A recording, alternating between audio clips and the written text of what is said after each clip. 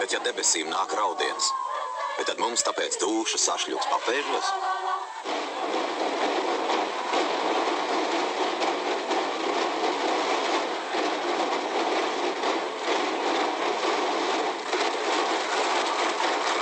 Mākslas draugi un pedagogi, cienījamie svētku viesi.